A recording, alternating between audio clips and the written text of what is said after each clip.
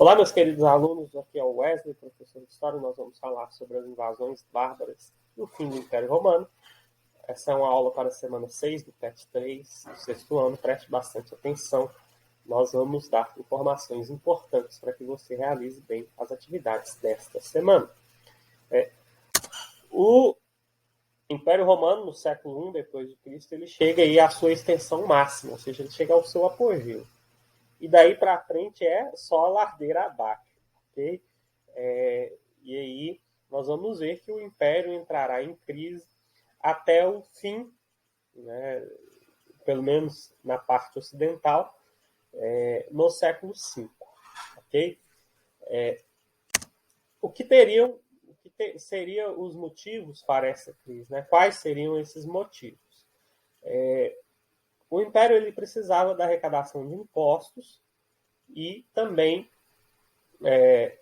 precisava da conquista de escravos para se manter de pé, ok?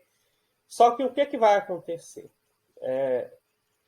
O escravismo ele vai ter uma arrefecida, né? O exército ele para de fazer conquistas e aí vai diminuir o número de escravos conquistados, de escravos que são tomados nessas conquistas militares.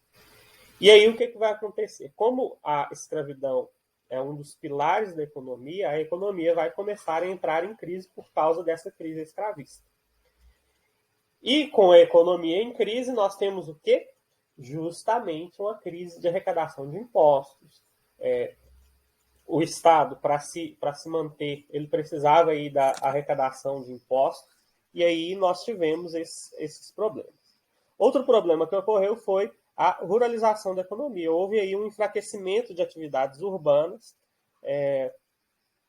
como artesanato, comércio, e as pessoas que, sem trabalho, foram para as áreas rurais. Então, houve um êxodo urbano nesse contexto.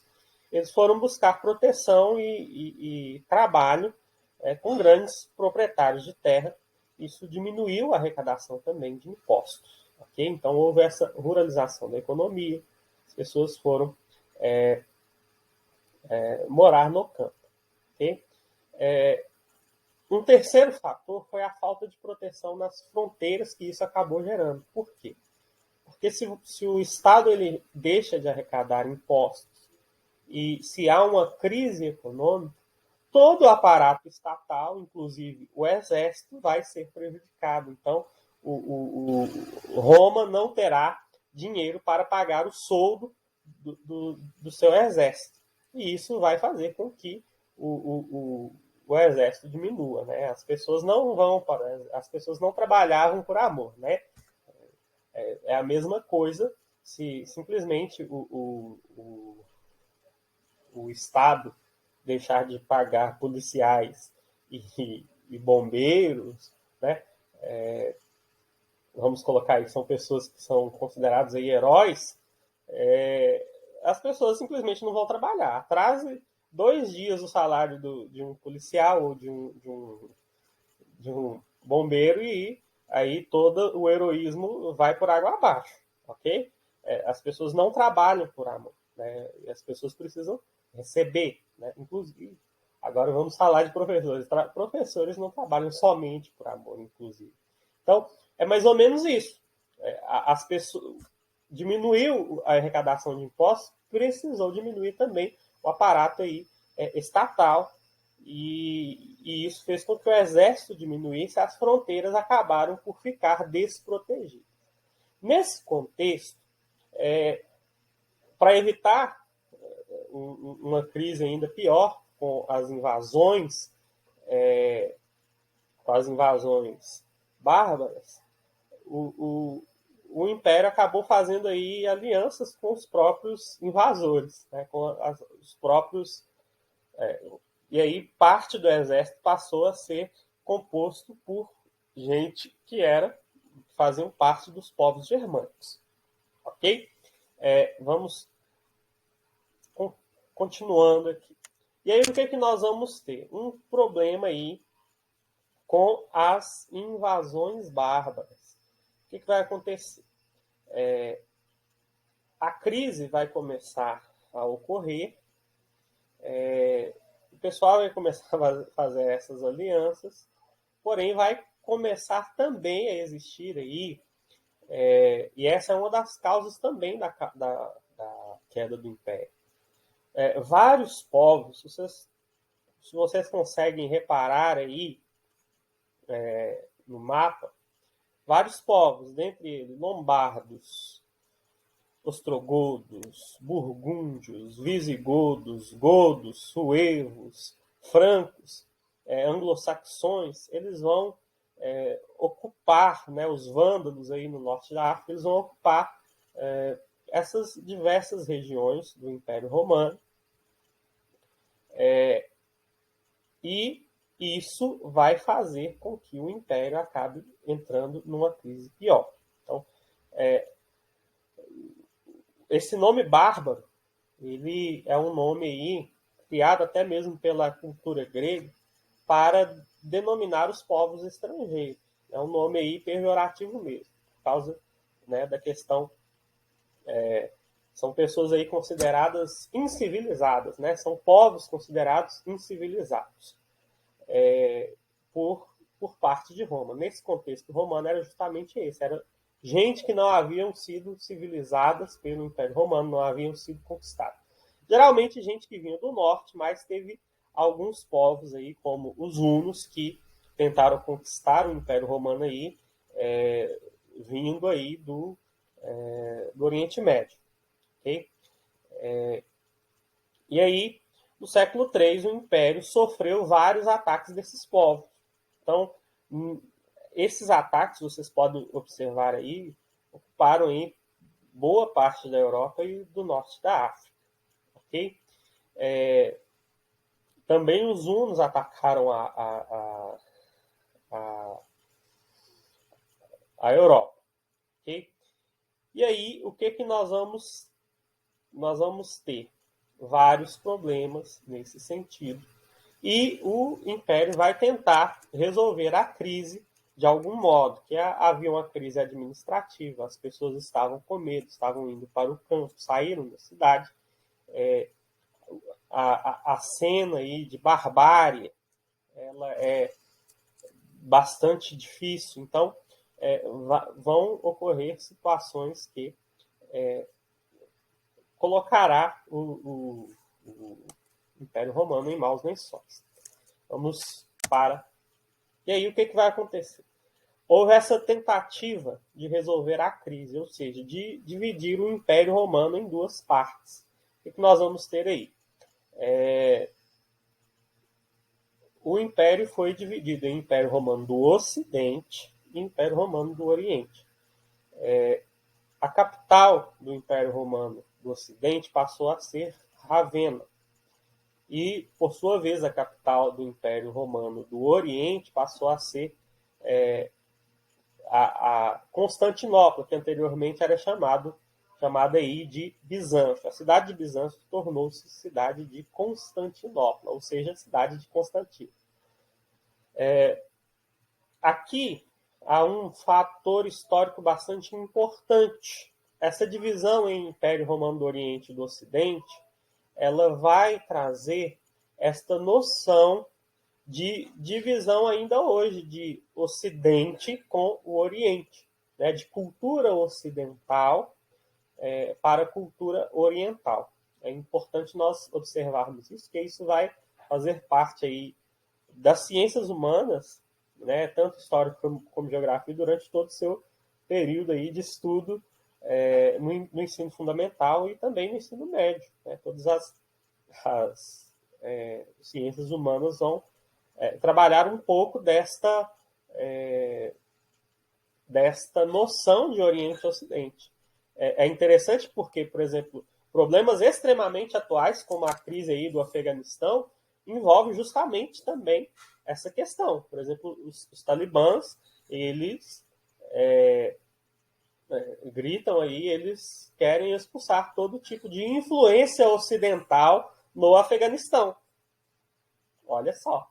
essa noção de Oriente e Ocidente como que é algo forte ainda nos dias de hoje. Essa tentativa de dividir o império, isso ajudaria aí, a melhorar a administração, né, dessas duas partes. Porém, essa tentativa não foi suficiente para o Império Romano do Ocidente. Okay? No ano de 476 d.C., nós temos a queda do último imperador romano do Ocidente para os Érulos. Né? Foi deposto aí o último imperador nesse ano, que era Rômulo Augusto. Então, nós vamos ter aí o fim do Império Romano do Ocidente. O Império do Oriente, né, o Império Bizantino, ele permanecerá até o século XV, ainda de pé, mas nós vamos ir tratando desse Império Romano do Oriente nas próximas matérias. Aí nós vamos tratar um pouco da cultura oriental nas próximas matérias, e vocês vão eu creio que vocês vão gostar muito desta matéria. E aí, com a queda do Império Romano do Oriente, nós temos aí algumas novidades que vão ocorrer. O que vai acontecer? Os povos germânicos que vão se instalar aí por toda a Europa, eles vão começar a formar reinos. E um dos reinos mais importantes, o mais importante aí será o reino dos francos. E aí, o que nós vamos ter? A Igreja Católica, ela tornou-se aí a religião oficial do Império, ainda no século IV. E o que vai ocorrer? Com a queda do Império Romano do Oriente, com a queda da civilização do Ocidente, na verdade, né? Corrigindo aí, com a queda do Império Romano do Ocidente, nós vamos ter a Igreja Católica que vai passar a se esforçar por converter esses povos, esses reinos aí germânicos, né? Inclusive, com o passar do tempo, nós vamos ver que a relação que a Igreja esperava ter, né, com o Império Romano do Oriente, que ainda estava de pé, ela vai começar a se desgastar, e a Igreja vai contar muito mais com esses povos, né, dos reinos aí francos, dos reinos bárbaros, do que com o próprio Império do Oriente, que ficou de pé. Então, aí nós vamos ter um distanciamento de Ocidente com o Oriente muito forte durante toda a Idade Média.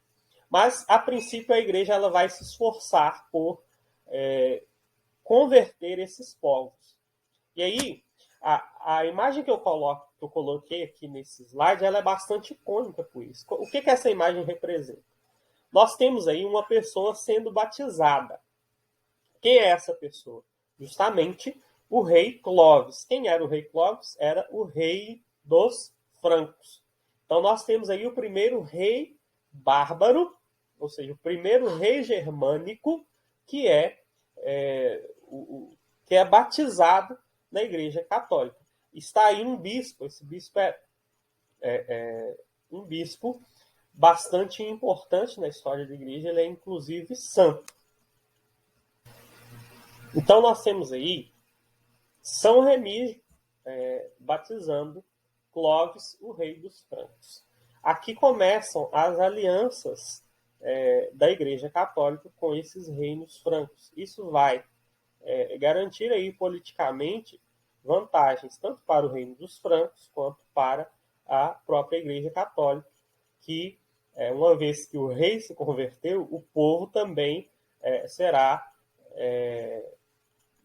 considerado aí católico, né? A religião do rei é a religião do povo, né? Isso na teoria. Na prática, nós sabemos que as pessoas vão continuar pagãs, né, com as suas práticas pagãs por muito tempo, né? Mas o que ocorrerá? A igreja ela ganhará aí várias extensões de terra por causa dessas alianças também, e estenderá aí a sua influência por toda a Europa. Ok? Então, isso é basicamente o que vocês precisam saber para esta semana. Nas próximas aulas e no próximo trimestre, nós vamos já entrar para a Idade Média, tratando aí de assuntos mais medievais. Aqui nós estamos tratando mais da crise do mundo antigo, né?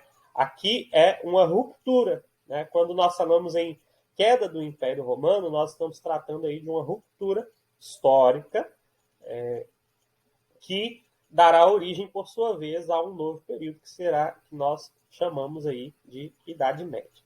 Ok? Vamos para as atividades.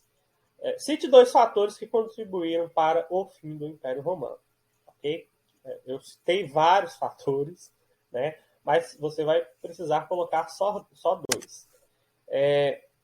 Na número 2, vocês vão ler este texto aí que fala sobre os bárbaros. Eu expliquei aqui o que seriam esses bárbaros e isso aí também, essa atividade também tem um significado aí do próprio dicionário. Preste bastante atenção e responda estas questões, a letra A, a letra B e a letra C. Ok?